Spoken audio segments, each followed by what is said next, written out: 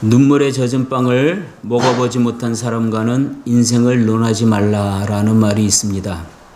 저는 실제로 이 눈물에 젖은 빵을 먹어봤습니다. 오래전에 한참 나라가 어렵고 힘들 때 잘 알지 못하는 어떤 지방에 내려가서 일을 하다가 돈이 진짜 주머니에 땡전 하나 없어가지고 잠잘 데가 없어서 일하는 데에 그 조그만 아파트가 있는데 그 아파트 입구에 두 사람이 웅크리고 추운데 발발 떨면서 잔 것도 아니고 그냥 밤을 샜습니다.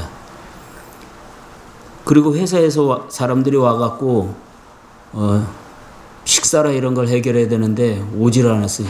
주머니에 돈은 없고 두 사람이 탈탈 털어가지고 옛날에 그 노을이라는 빵이 있었습니다. 그거 딱 하나 살 돈밖에 없더라고요.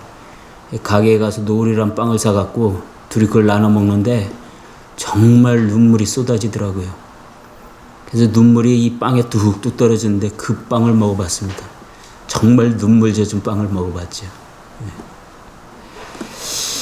이 눈물에 젖은 빵을 먹어보지 못한 사람과는 인생을 논하지 말라라고 하는 말은 인생에 있어서 고난, 고통, 괴로움, 삶의 문제 이러한 인생의 여러 가지 힘들고 어려운 것들을 경험해 보지 못한 사람은 인생이 뭔지를 모릅니다.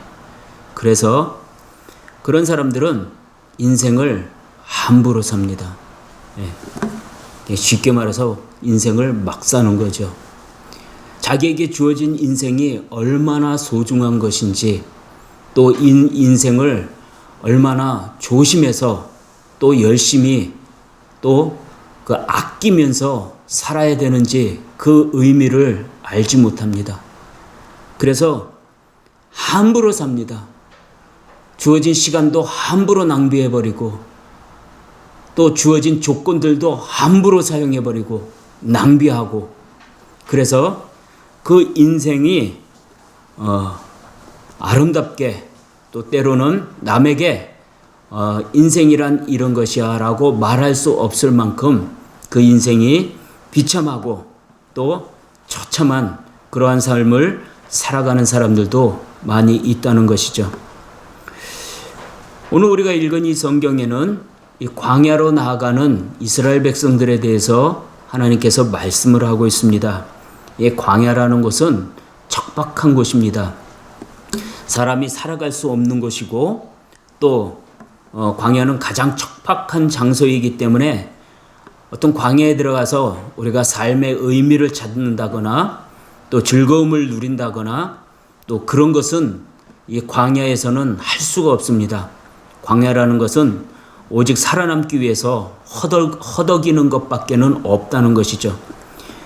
또 그렇게 허덕이면서 광야에 머물러 있으면 허덕이다가 그대로 죽어가는 것이 바로 광야입니다. 그래서 이 광야라는 곳은 정착하는 곳이 아니라 지나가야 하는 곳이죠. 그 광야에 정착해서는 그 인생이 늘 허덕이고 고통받고 괴로워하다가 결국 그 땅에서 아무런 의미도 가치도 없이 죽게 되는 것이죠. 그래서 광야는 우리가 거쳐가기 싫어하는 장소요 또한 반드시 지나서 가야 하는 장소가 되는 것입니다. 우리는 인생을 살아가다가 보면은 이런 인생의 광야를 경험하는 시기가 올 수 있습니다. 어떤 분들은 인생의 이러한 광야를 거쳐오신 분들도 있고 또 어떤 분들은 이런 인생의 광야를 거쳐 지나가고 있는 분들도 있습니다. 또 앞으로 이런 인생의 광야를 또 거쳐가게 될 그러한 분들도 분명히 있을 것입니다. 이러한 인생의 광야는 우리에게 있어서 너무나도 힘들고 괴로워서 때로는 죽고 싶은 그러한 심정이 들 때도 있고 너무도 살기가 힘들어서 인생을 포기하고 싶은 그런 일들도 일어날 수 있는 것입니다. 그것을 우리는 인생의 광야다라고 이야기합니다. 그런데 성경에서는 이 인생의 광야가 꼭 고난당하고 고통당하고 괴롭고 정말 죽을 만치 힘든 그러한 인생만을 우리가 광야라고 하지 않고 오히려 세상적으로 볼 때는 잘 먹고 잘 살고 잘 되는 별로 염려할 것이 없어 보이는 그러한 인생임에도 불구하고 광야라고 말할 때가 있습니다. 그것은 하나님 없이 그러한 인생을 살아가게 될 때에 우리는 그러한 인생을 광야의 인생이다라고 이야기를 하게 되는 거죠. 때로 우리는 이러한 광야를 경험하는 데 있어서 단지 한 번만 경험하는 것이 아니라 두 번, 세 번, 네 번 이렇게 여러 번 경험하는 사람들도 있습니다. 어떤 사람들은 이런 인생의 광야, 고난과 고통, 인생의 어려움을 한번 겪고 나면 그 지혜로움이 생겨서 다시는 그러한 광야의 생활을 하지 않기 위해서 자신의 삶을 정리하고 또 조심하고 또 철저히 준비하고 대비하면서 그런 광야길로 들어가지 않기 위해 정신 차려 살아가는 그런 사람들이 있는가 하면, 정신없이 살아가는 사람들은 그런 광야를 거치면서 죽을 만치 고생을 하고 그러고서 또다시 망각을 하고 그 광야길로 들어가는 그러한 사람들도 있습니다. 또 한 번, 두 번이 아니라 세 번, 네 번, 다섯 번, 여섯 번 계속해서 다람쥐가 쳇바퀴를 돌아가듯이 그런 인생의 고난과 고통이 있는 광야의 삶을 반복해서 저지르는 그러한 미련한 사람들도 많이 있다는 것이죠. 그래서 인간의 망각과 이 죄의 본능은 인생이 광야를 반복해서 악순환적으로 그 광야 생활을 하도록 만든다는 것을 성경은 우리에게 늘 이야기를 하고 있습니다. 그런데 특별히 오늘 우리가 읽는 이 성경을 보면은 하나님께서 당신의 백성들을 이 광야로 이끌어가고 계시는구나라는 것을 알 수가 있습니다. 하나님께서 이 광야를 단기간에 짧은 시간에 지나갈 수 있도록 그 짧은 길이 있음에도 불구하고 하나님은 이 짧은 길로 지나가지 못하게 하시고 오히려 먼 길로 돌아가게 만드십니다. 하나님께서 이 백성들을 이 광야로 이끄실 수밖에 없는 이유가 있는데, 그 이유는 무엇이냐면 이 인생들이 죄밖에 없다는 것입니다. 이 인생들 안에는 죄밖에 없고 또 이 인생들은 하나님을 알지 못하고 하나님을 알아도 하나님께 감사하면서 하나님의 은혜 가운데 살아가는 법을 모르는 죄밖에 없는 인생들이었기 때문에 하나님은 이러한 인생들을 광야로 이끌어갈 수밖에 없었다는 것이죠. 로마서 1장 21절에 보면 이러한 말씀이 있습니다. 하나님을 알되 하나님을 영화롭게도 아니하며 감사하지도 아니하고 오히려 그 생각이 허망하여지며 미련한 마음이 어두워졌다라고 합니다. 그래서 하나님은 이 인생들을 광야로 인도해 가시는 것입니다. 만약에 우리가 하나님을 알고 하나님을 영화롭게 하고 하나님 앞에 감사하고 그 생각이 늘 하나님의 뜻에 맞춰져 있다면 하나님께서는 우리를 광야로 이끌어가지 않습니다. 그러나 인생들이 하나님도 모르고 또 하나님을 영화롭게 할 줄도 모르고 하나님께 감사할 줄도 모르고 하나님 앞에 온전한 생각을 가지고 살아갈 수 없기 때문에, 즉 머릿속에는 죄밖에는 없고 행동은 죄의 열매밖에 없기 때문에 하나님은 그러한 인생들을 광야로 이끌어갈 수밖에 없었다는 것입니다. 왜냐하면 그 광야가 하나님의 무서운 징계의 장소이기도 하지만 또한 하나님께서 그 백성들을 온전케 하기 위해서 훈련하는 장소가 바로 이 광야이기 때문에 그렇습니다. 그래서 우리가 이 광야같이 인생에 험난하고 고통받는 자리에 나가 있다면 우리는 아마도 둘 중에 하나일 것입니다. 하나는 우리의 죄로 말미암아 우리가 스스로 이 광야 같은 이 험난한 인생 가운데로 빠져들어간 것이요, 또 하나는 하나님께서 우리를 하나님의 백성으로 온전케 하기 위해서 우리 안에 있는 죄와 죄의 습관과 죄의 성품과 기질들을 다스려 나가고 온전한 믿음으로 살아갈 수 있도록 훈련시키기 위해서 하나님이 우리를 그 광야로 인도하여 가시는 그러한 과정일 수 있다는 것입니다. 저는 성경을 보면서 이 광야를 거쳐간 많은 사람들을 보았습니다.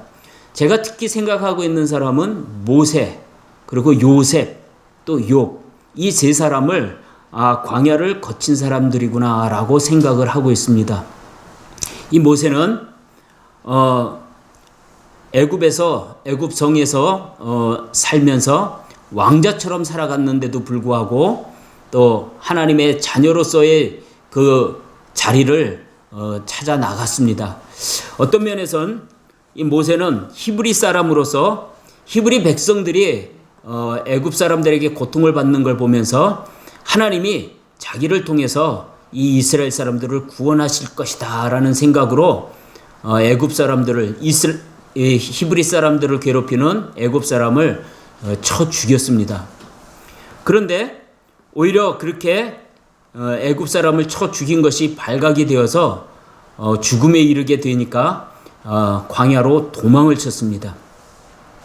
어떤 면에서 이 모세는 하나님께서 자기를 통해서 이스라엘 백성을 구원하여 주실 것이다 라고 생각을 했는데 하나님께서 그렇게 하지 않고 오히려 자기를 죽음에 이를 수 있는 위험에 빠지게 하니까 하나님도 버리고 자기 인생도 포기하고 광야로 나간 것이죠. 그래서 광야에서 40년 동안을 삽니다. 광야 40년 동안 모세가 배운 것은 무엇이냐면 철저하게 자기를 부인하는 겁니다. 내가 내 힘으로, 내 능력으로 내가 이스라엘을 구원할 수 있다. 내 동족을 구원할 수 있다. 하나님께서는 내 힘을 사용할 것이다. 하나님은 내 능력을 사용할 것이다. 라는 그 생각을 철저히 깨트려 버리는 거죠. 그래서 나는 할 수 없다. 바로 모세가 이 광야 40년 동안 배운 것이 그겁니다. 그래서 광야 40년 후에 하나님께서 떨기나무 불꽃 가운데서 이 모세를 부르셨을 때 하나님께서 이 모세에게 애굽으로 돌아가 애굽에 있는 당신의 백성들을 구원해 내라고 말씀하셨을 때 그때 모세는 이렇게 말합니다. 내가 무엇인데? 내가 뭔데? 하나님 왜 나를 부르십니까? 라는 것이죠. 그거는 이런 말입니다. 하나님, 내가 옛날에 하려고 할 때는 나를 안 쓰셨잖아요. 근데 지금 아무것도 할 수 없는 지금 나를 불러서 뭐 하시렵니까? 나는 할 수 있는 능력도 없고 자질도 없고 환경도 되지 않습니다. 라고 말을 한 거죠. 다시 말해서 자기 힘과 능력으로 이스라엘 백성들 자기 동족을 구원할 수 있을 것이라고 날뛰었을 때는 하나님께서 그를 거꾸로 들이시고 광야로 내몰아 버리. 그래서 광야에서 철저하게 자기가 깨어져 버리죠. 나는 아무것도 할 수 없구나. 내 힘으로 할 수 있는 일은 아무것도 없구나. 나는 아무것도 아니구나. 그거를 철저하게 배우게 만드시고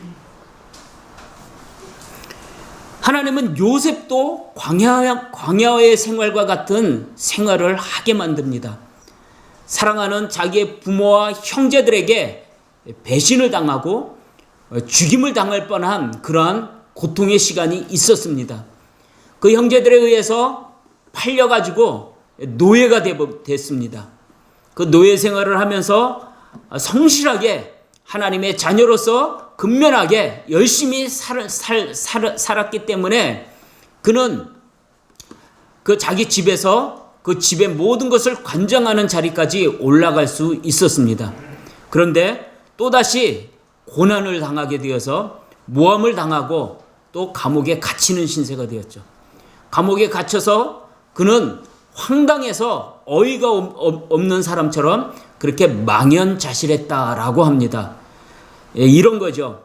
아니, 내가 이렇게 하나님 앞에서 이렇게 고난과 고통 가운데서도 하나님의 말씀에 순종하며 하나님의 뜻을 따르려고 노력하며 절대로 하나님 앞에 범죄하지 않으며 내가 이렇게 열심히 살았는데 아니 하나님 이런 나에게 보상을 주시지는 못할 망정 황망하게 나를 이렇게 감옥에 갇히도록 억울함을 당하게 하셨습니까?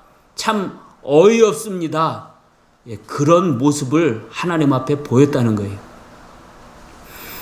그래서 요셉은 이 형제들에게 팔려서 노예 생활을 하면서 자기 자신이 깨어지고 또 억울한 누명을 쓰고 감옥에 갇힘으로 말미암아 자기 자신이 철저히 깨어지고 또 부인되는 그러한 훈련을 받게 되었습니다.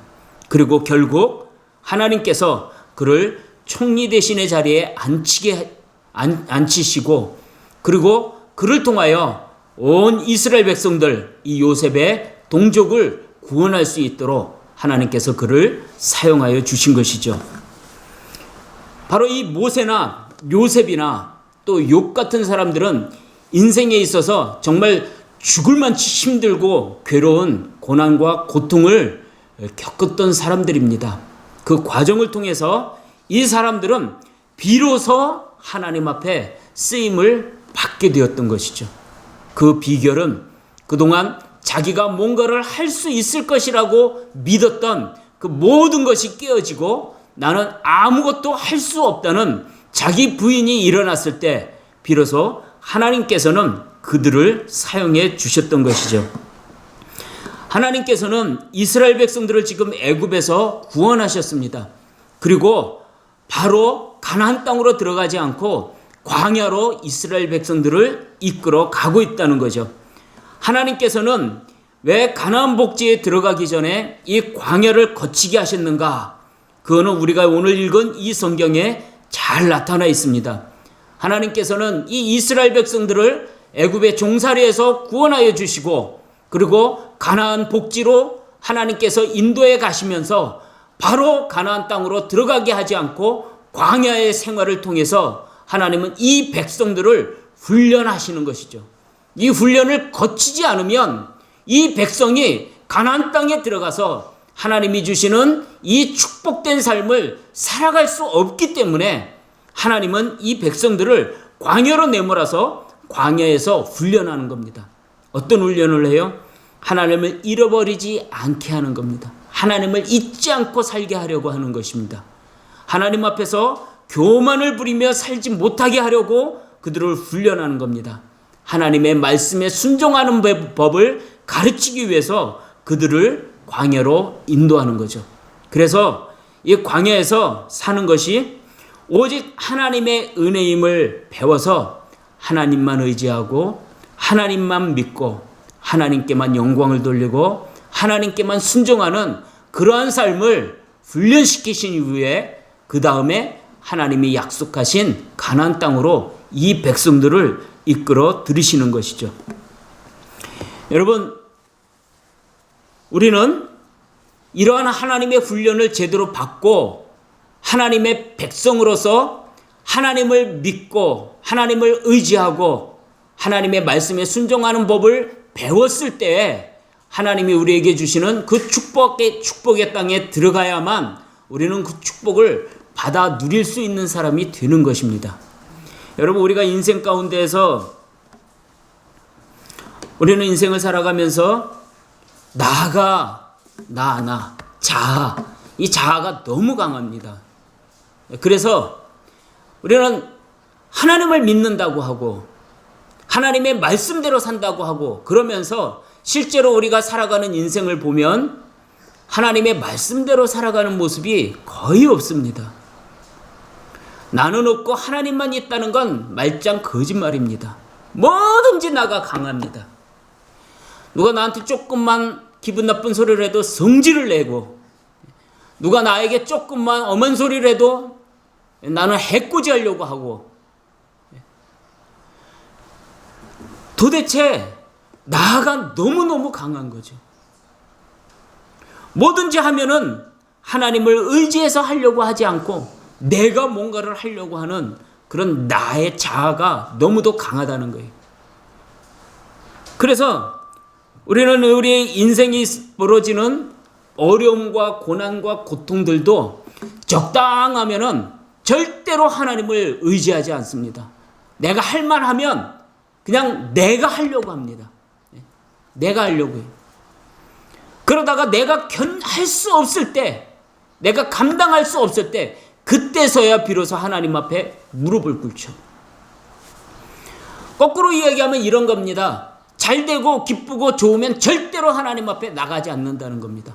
그것도 적당히 힘들고 적당히 고난이 오면 하나님께로 나가지 않는다는 겁니다. 그저 하나님께 나가는 거는 죽음에 이르르면은 도저히 감당할 수 없을 때가 되면 그때서야 하나님께로 나간다는 거죠. 왜 그럴까요? 자아가 너무도 강해서 그럽니다. 그래서 하나님께서는 우리에게 이 광야 같은 삶의 고난과 고통을 주는 겁니다.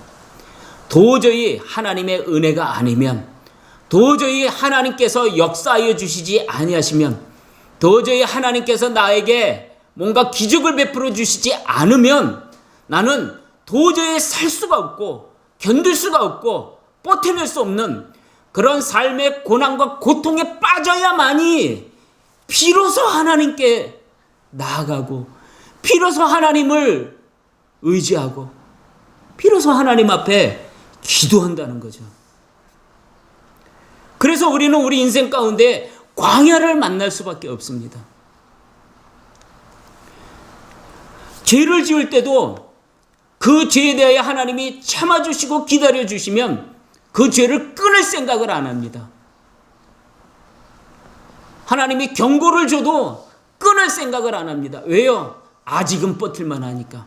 그러다가 하나님이 손목을 잘라버리고 다리를 잘라버리고 죽을 병에 걸리게 하고, 그러면 그때서야 하나님 앞에 나가죠.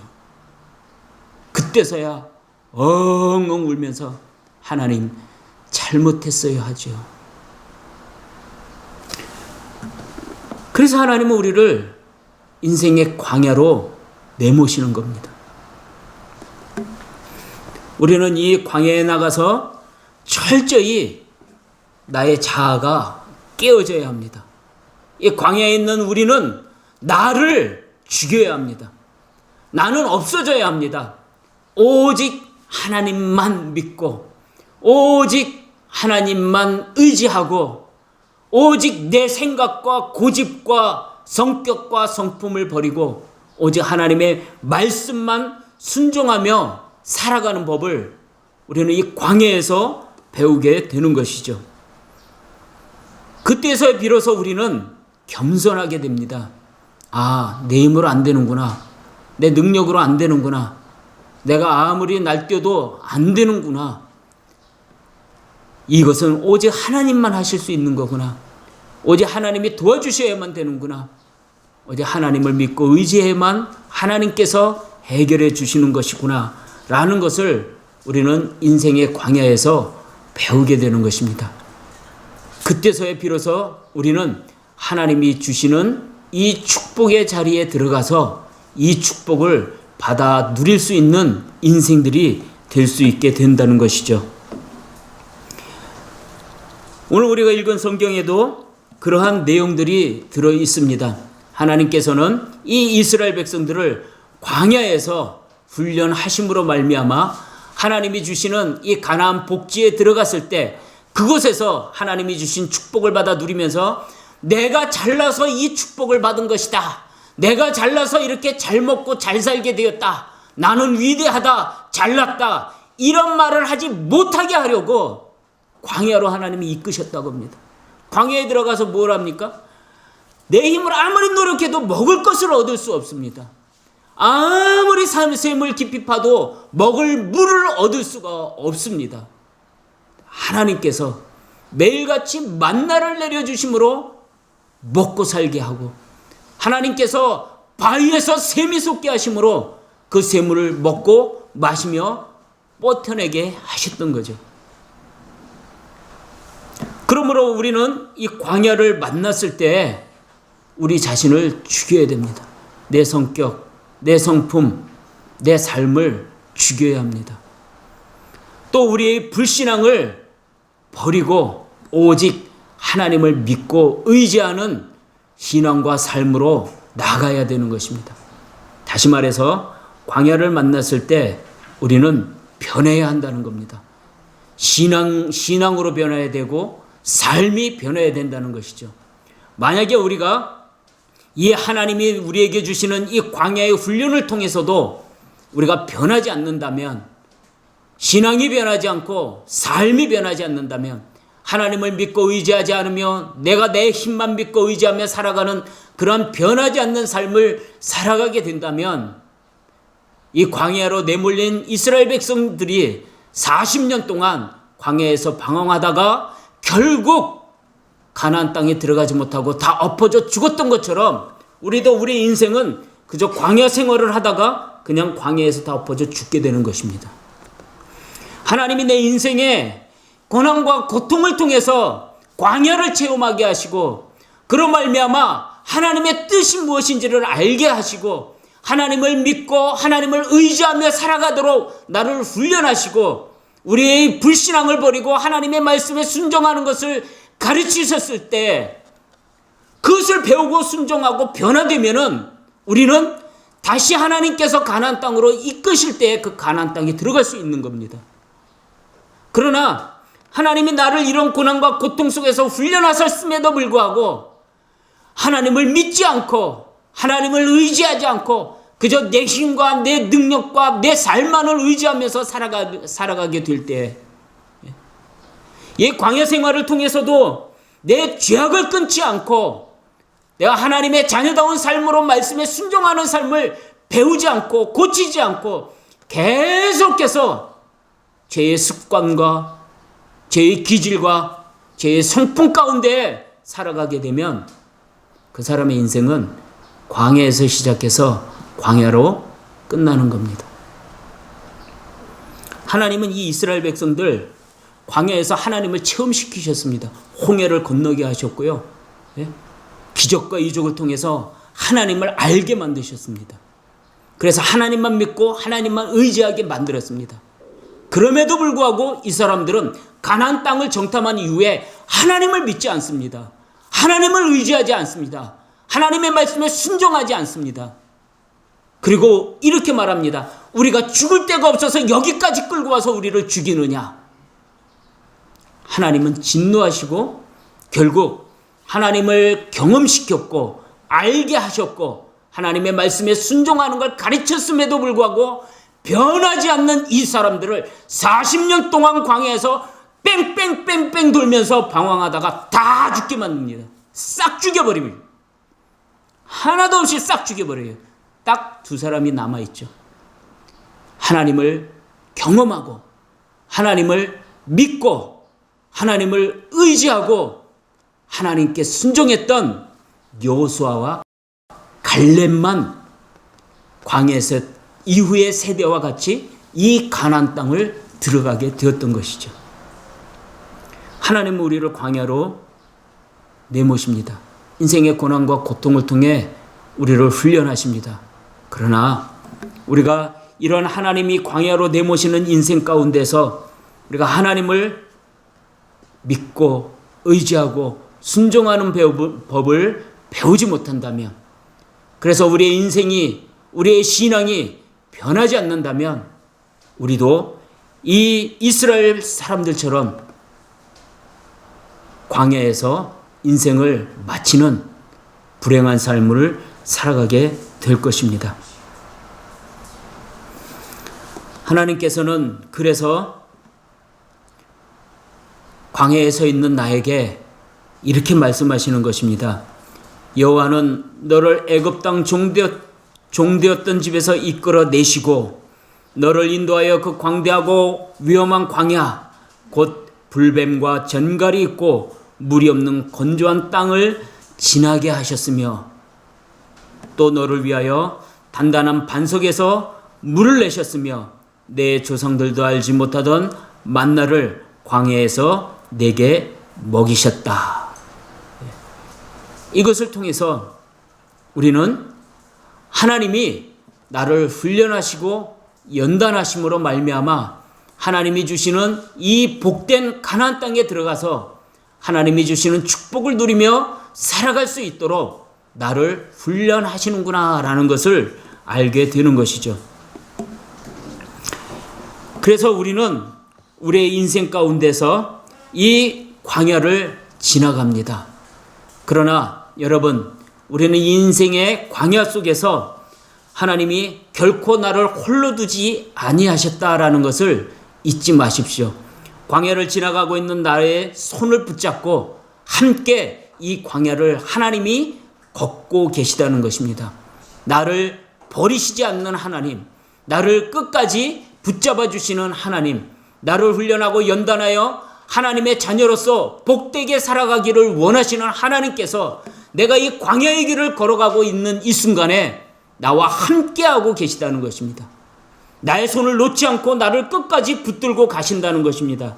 그래서 나로 하여금 이 광야를 지나서 하나님이 나에게 주시기를 원하시는 그 복된 땅으로 들어가게 하기까지 하나님은 나와 함께 하시겠다고 약속을 하고 있는 것입니다. 일본의 사형수였던 니카타라는 사람이 쓴 시가 있습니다. 이 니카타라는 사람은 살인범인데 이 사람은 무기가 없어도 자기 손으로 사람을 죽일 만큼 아주 무서운 살인마였습니다. 이 사람이 사형 언도를 받고 감옥에서 죽을 날만을 기다리고 있었는데 어느 날 그의 친구가 성경책을 하나 사서 이 친구에게 전달했습니다. 이 니카타에게 주었습니다. 니카타는 원체 무서운 살인범이고 또 사형수이기 때문에 독방에서 홀로 지냈는데 아무것도 할 것이 없으니까 그 친구가 전달해준 성경책을 읽게 되었습니다. 이 성경책을 읽다가 하나님의 은혜를 체험하고 예수님을 믿고 구원을 받게 되었습니다. 그리고 나서 이 사람이 이 넘쳐흐르는 이 가슴에 감당할 수 없는 이 하나님의 은혜를 체험하고 나서 누군가에게 이 복음을 전하고 싶은데, 영혼들에게 이 예수를 전하고 싶은데, 나와 같은 처지에 있는 이 죄수들에게 이 예수님을 전하고 싶은데 독방에 갇혀 있는 자신은 그걸 전할 방법이 없었습니다. 그러던 중에 이 감옥 안에서 글짓기 대회가 있다는 소식을 듣고 이런 생각을 했습니다. 그렇다. 내가 이 글짓기 대회에 내가 이 복음을 전해서 이 은혜를 전해서 사람들로 하여금 이 은혜를 받을 수 있게 해야 되겠다 결심을 하고 그 사람이 시를 하나 써서 이 대회에 내보냈습니다. 그 시가 그 유명한 모래 위의 발자국입니다. 그 내용이 이런 겁니다. 어느 날 밤 나는 꿈을 꾸었네. 예수님과 함께 긴 해안을 걷고 있는 꿈을, 하늘 저편에서 내 살아온 인생의 행로가 영상되어 흐르고 있지. 장면마다 나는 보았네. 모래 위에 두 발자국을. 하나는 내 것, 다른 하나는 예수님의 것. 내 인생의 최후의 장면이 나타났을 때 나는 돌아보았네. 모래 위에 두 발자국을. 그러나 이 어찌된 일인가. 모래 위에 발자국은 하나뿐이니. 나는 예수님께 말씀드렸네. 예수님, 저는 모르겠습니다. 제가 예수님을 따르겠다고 했을 때 예수님께서는 저와 동행해 주신다고 약속하셨는데 내 인생의 가장 어려운 시기 때에 그것도 여러 번 모래 위에 발자국은 하나뿐이니 예수님은 말씀하셨네. 내 사랑스럽고 귀여운 아들아, 시련의 때에 난 결코 떠난 일이 없단다. 모래 위에 발자국이 하나뿐일 때 나는 너를 업고 갔노라. 이게 그 사람이 쓴 시입니다. 우리는 이 이야기를 너무도 많이 들었습니다. 어떤 사람이 인생을 걸어가는 데 있어서 예수님께서 동행하여 주셔서 모래 위에 발자국이 두 사람의 발자국이 찍혀 있었다고 합니다. 그런데 어느 날 가만히 보니 발자국이 두 개가 아니라 한 사람의 발자국만 찍혀 있었던 시기가 있었는데 그 발자국은 깊이 패여 있었다는 것이죠. 가만히 돌아보니 자기가 인생의 광야를 만났을 때, 인생의 고난과 고통이 밀려올 때, 그때 그 시기에는 그 발자국이 두 사람의 발자국이 아니라 한 사람의 발자국이었다는 것이죠. 그래서 이 사람은 서운한 마음에 주님에게 항의를 했습니다. 주님, 내가 편안하고 갈만할 때에는 나와 동행하여 주시더니 내가 너무도 힘들고 괴로울 때는 왜 나와 동행을 해주지 아니하셨습니까? 라고 주님께 항의를 했더니 주님께서 하시는 말씀이 그 고난과 고통 가운데 너가 힘들어 도저히 걸어갈 수 없을 때 내가 너를 업고 그 길을 걸어갔다. 그래서 그 발자국이 하나며 그 발자국은 깊이 패여 있는 것이다 라고 주님은 말씀을 하셨다는 것입니다. 여러분, 이것은 단순한 예화가 아니라 하나님 주님께서 우리에게 약속하신 말씀입니다. 내가 인생의 광야를 건너갈 때 하나님이 나를 사랑하시는 방법은 바로 이 예수님과 함께 동행하게 만드신 것입니다. 내가 아무리 힘들고 괴롭고 고통스러워서 죽을 만치 힘든 인생의 길을 걸어간다 할지라도 그 인생 가운데 내가 홀로 가는 것이 아니라 하나님은 그러한 나와 함께 계시고 예수님은 그런 나와 함께 동행하고 계시다는 것이죠. 주님께서는 요한복음 14장 18절에 이렇게 말씀하셨습니다. 내가 너희를 고아와 같이 버려두지 아니하고 너희에게로 오리라. 이것이 바로 십자가의 사랑입니다. 주님은 나의 죄 때문에 채찍을 맞으시고 창으로 찔리셔서 물과 피를 다 쏟아내셨습니다. 예수님은 나를 이 죄악 가운데서 구원하시려고 십자가에 두 손과 발이 못이 박혀 죽으셨습니다. 그것이 나를 사랑하신 예수님의 모습입니다. 지금 내가 인생을 살아감에 있어서 혹여 나의 죄 때문에 인생의 광야를 걷고 있다면, 아니면 또 내가 믿음이 부족해서 내 인생의 광야를 걷고 있다면, 여러분, 내 옆에 주님이 함께 계심을 기억하십시오.